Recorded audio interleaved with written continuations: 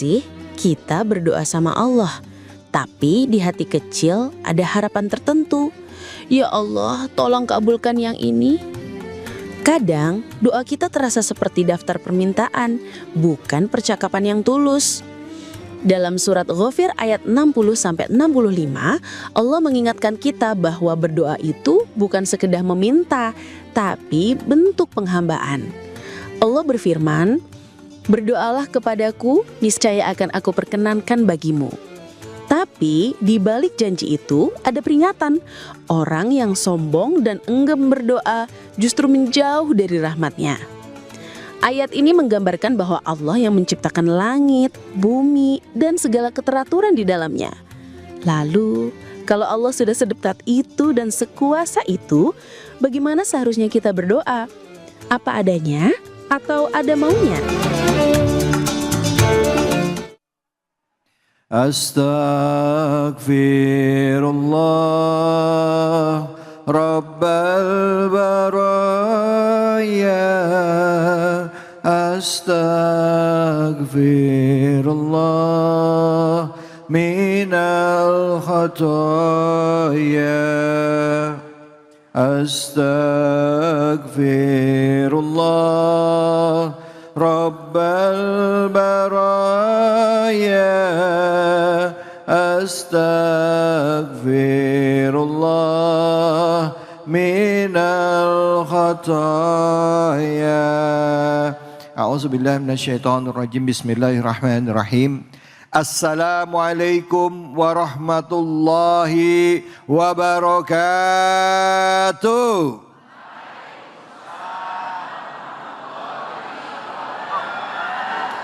Alhamdulillahirabbil alamin. Puja dan puji kita panjatkan atas kehadirat Allah Subhanahu wa taala. Tidak lupa kita berikan salawat dan salam kita kepada junjungan kita manusia yang mulia, Nabi besar Muhammad sallallahu alaihi wasallam beserta keluarga, sahabat dan umatnya yang setia hingga akhir zaman. Bu, Pak, gimana kabarnya, sehat? Sudah sholat zuhur?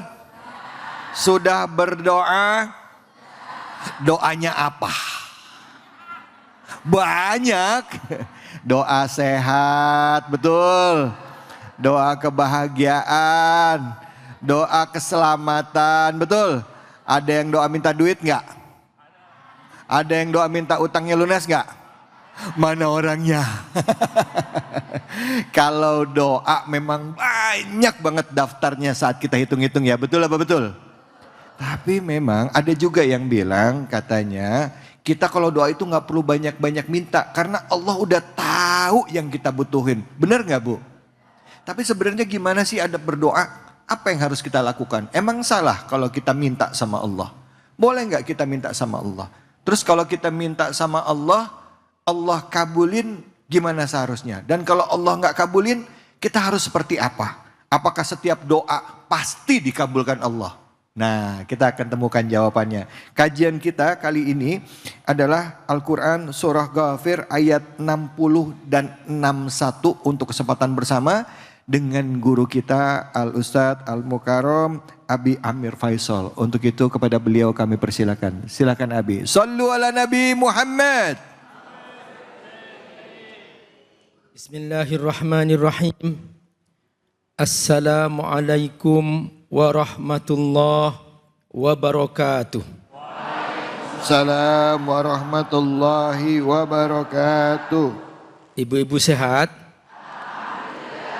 Bapak-bapak semangat? Ini indah nih kalau sudah perpaduan antara ibu dan bapak sama-sama ngaji, rumah pasti harmonis, betul? Amin. Karena ibu-ibu sulit negur bapak-bapak kalau bapak-bapaknya nggak mau ngaji ya Bu ya. Nah, ini contoh terbaik. Mudah-mudahan rumahnya bahagia. Rumahnya berkah. Rizkinya berlimpah. Amin. Dompet ibu nggak pernah kosong. Hutang lunas. Amin. Anak-anak soleh dan soleha. Amin. Amin ya rabbal alamin. Nah, alhamdulillah wassalatu wassalamu ala Rasulillah wa ala alihi wa sahbihi wa mawala. Pemirsa Cahaya Hati Indonesia yang Allah muliakan. Kita belajar surah Ghafir. Disebut juga dengan surah Al-Mu'min. Kata Al-Mu'min di dalamnya ada kata iman. Isi pokok surah Ghafir ini tentang tauhid. Karenanya banyak ayat-ayat di dalamnya yang menceritakan tentang kekuasaan Allah. Bukti-bukti bahwa Allah maha besar. Penciptaan langit, penciptaan bumi, pergantian siang dan malam. Ini semua yang ngatur siapa, Bu? Allah. Allah. Kita nggak ikut ngatur matahari kan? Nggak. Kita nggak ikut ngatur bulan kan? Ya, semua yang ngurus siapa? Allah. Juga kita nggak ikut ngatur tentang hujan kan? Ya, yang ngatur siapa? Allah. Masya Allah. Betapa hebat kebaikan Allah kepada kita. Tapi sayang, betapa sedikit amal kita untuk Allah. Nah, karenanya surah Ghafir ini hadir untuk ngingetin tentang hakikat tauhid. Untuk ngingetin tentang kenabian dan kerasulan para rasul. Bahwa mereka diutus oleh Allah sebagai guru, sebagai mentor bagi kita, supaya kita belajar dari kehidupan Rasulullah Sallallahu Alaihi Wasallam. Bahwa ajaran Allah itu bisa diikuti, karena itu para rasul itu bukan dari kalangan malaikat. Karena kalau dari kalangan malaikat, Bapak Ibu mengatakan, Pak Ustadz itu kan malaikat, aku nggak bisa niru. Nah, ternyata para rasul, para nabi itu manusia biasa seperti kita. Mereka juga ngantuk, mereka juga tidur, mereka juga makan, mereka juga lapar, sama seperti kita. Mereka juga capek, lelah. Tapi kok bisa mereka mentaati Allah dengan baik? Nah, inilah dia yang ingin ditanamkan melalui surah Ghafir. Ingat nama surahnya apa? Ghafir. Nanti kalau ada pertanyaan siap dijawab loh. Halo? Fokus nih. Fokus. Nah, di antara tema pokok surah Ghafir tentang doa. Bahwa kalau kita minta kepada siapa? Allah. Suami hanya perantara, Bu. Tapi yang ngasih rezeki siapa? Allah. Makanya ibu gak usah sedih. Jika seumpama nih, ya, jika seumpama misalnya suami meninggal dunia atau misalnya suami pergi jauh dan sebagainya, gak usah sedih, masih ada Allah yang siap memberikan rezeki kepada kita. Suami bukan Tuhan, jangan dituhankan. Nah, oleh karena itu perbanyaklah doa kepada Allah. Pada ayat yang ke-60 Allah menegaskan, wa qala rabbukum, perhatikan, wa qala rabbukum ud'uni astajib lakum.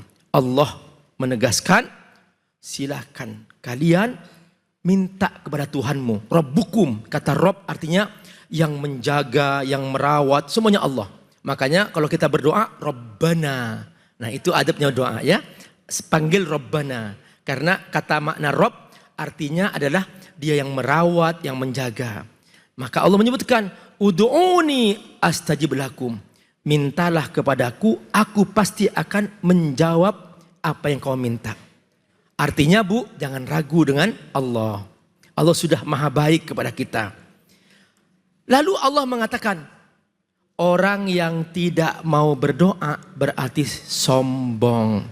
Makanya ayat berikutnya menegaskan, innalladzina yastakbiruna an ibadati. Maka orang-orang yang sombong adalah orang-orang yang malas minta kepada Allah. Sok mandiri, gak butuh Allah. Padahal dia tidak punya apa-apa tanpa pertolongan Allah Subhanahu wa ta'ala. Makanya kata Allah, kebalikannya di situ. Innalladzina yastakbiruna an ibadati. Di sini Allah akan mengatakan, kalau sudah seorang hamba malas berdoa, berarti dia sudah mulai bersikap sombong. Kalau bersikap sombong, maka balasannya apa? Neraka Jahannam. Sayadkhuluna jahannama dakhirin. Dia akan masuk neraka Jahannam. Yang di sini dia akan dihinakan oleh Allah Subhanahu wa taala. Nah, kemudian Bunda, Allah tegaskan bahwa Allah Maha hebat.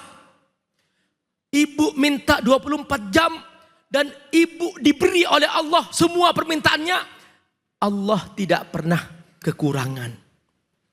Bukan karena bapak ibu rajin minta lantas kemudian Allah jadi miskin. Enggak. Allah tetap maha kaya. Justru Allah tidak suka kalau kita merasa tidak butuh Allah. Sombong. Tidak mau berdoa. Kata Nabi, malam yas'alillah yaghdab alaihi. Siapa yang malas berdoa kepada Allah, Allah murka kepadanya. Karenanya pada ayat yang berikutnya, ayat 61, Allah menyebutkan tentang kemahakuasaannya. Allah menggambarkan bahwa akulah yang mengatur adanya malam. Akulah yang mengatur adanya siang. Malam untuk kamu istirahat, siang kamu untuk bekerja. Halo? Malam untuk apa? Istirahat. Siang untuk apa? Bekerja. Bekerja, jangan dibalik. Nah, kata Allah, Allahul ladzi ja'ala lakumul laila litaskunu fi. Perhatikan, Allah yang telah menciptakan malam untuk kamu istirahat, tenang. Nah, kemudian siang untuk apa? Untuk cari nafkah.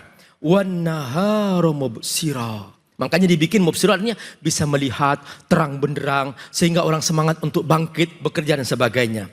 Maka jangan dibalik. Kalau malam segera istirahat. Istirahat yang paling baik setelah sholat isya. Karenanya dimakruhkan saling menamu setelah sholat isya. Karena itu waktu istirahat. Orang yang tidur awal pasti bangunnya awal. Saya ulangi. Yang tidur awal pasti bangunnya awal. Kalau ada tidur awal bangunnya akhir, namanya bayi. Lalu apa kata Allah? Innallaha ladzu fadlin 'alan nas. Dialah Allah yang menjamin rizki. Allah yang memberikan karunia. Bu, yang ngasih mata siapa? Yang ngasih rizki siapa? Yang membuat ibu sehat siapa? Ini makna ladzu fadlin 'alan nas. Makanya dekati Allah. Tapi sayang, ayah bunda rahmatullah, sayang kata Allah. Kenapa sih kok masih banyak orang yang ragu dengan aku? Untuk mendekat kepadaku kayak sok jual mahal. Untuk datang waktu sholat saja melambat-lambatkan diri. Untuk menjawab adzan saja nggak sempat. Selesai sholat langsung lari. Untuk ngangkat tangan berdoa, malesnya setengah mati. Untuk bangun tengah malam berdoa, males. Dia, Allah sedang menunggu membuka pintu langit. Malah dia tidur mendengkur, tidak bangun. Kata Allah apa? Walakinna aktsarun nasi la yashkurun. Kata aktsarun nas artinya apa? Mayoritas manusia ini. Kebanyakan masih gak bersyukur. Gak mau taat kepada Allah subhanahu wa ta'ala. Berarti orang yang tidak berdoa, orang yang malas berdoa, mereka adalah orang-orang yang tidak bersyukur kepada Allah subhanahu wa ta'ala. Ya. Semoga. Terima kasih banyak Abi. Bu, sampai terkesima ya Bu ya. Ngomong-ngomong, tadi kan dia bilang kalau malam itu untuk istirahat, untuk tidur. Kalau siang untuk?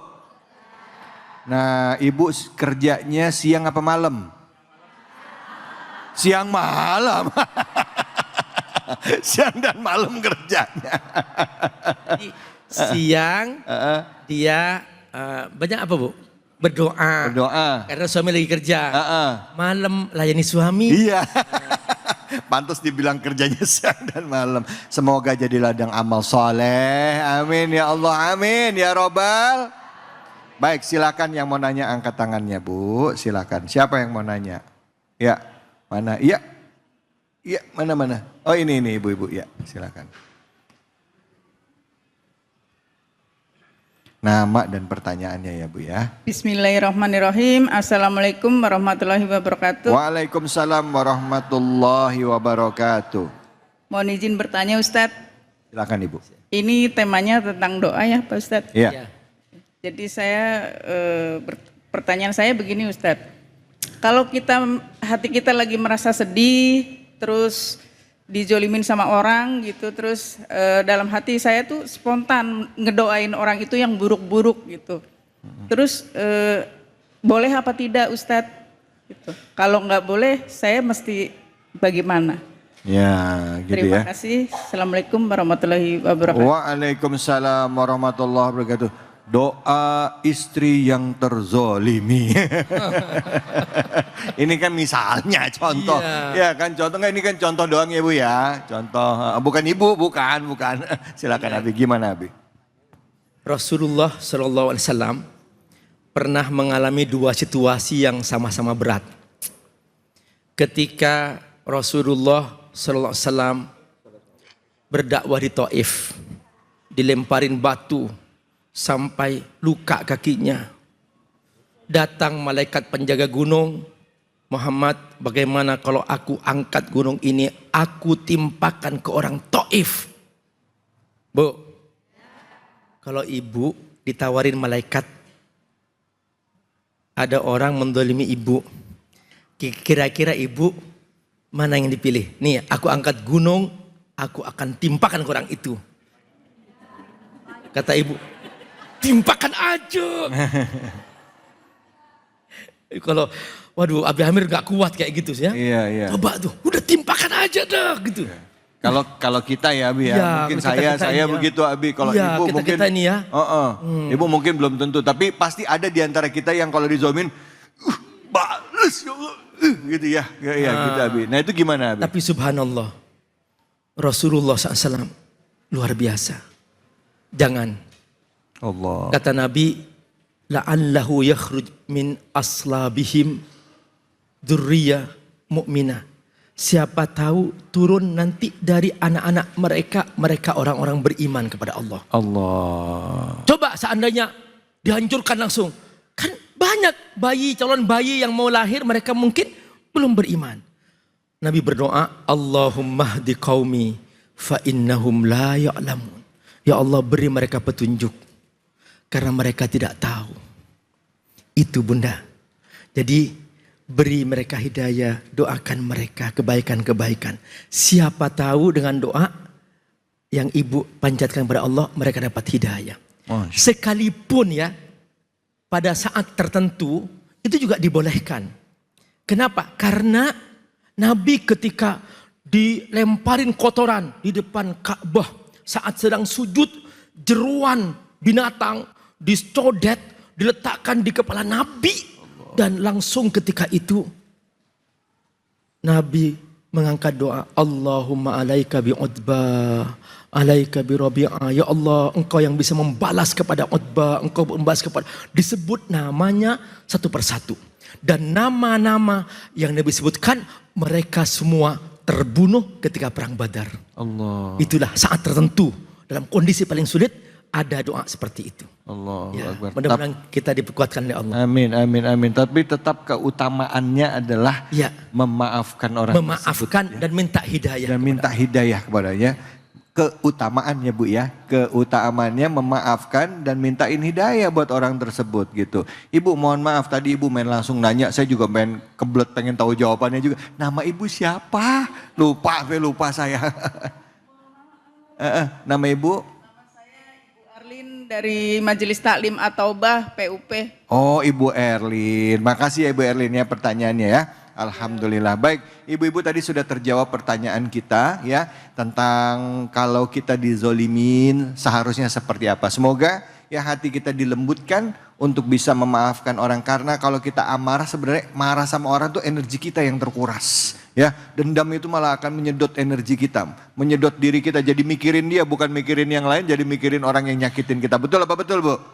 Ada yang begitu ada? Mana orangnya? Jangan kemana-mana, tetap di sini di Cahaya Hati Indonesia.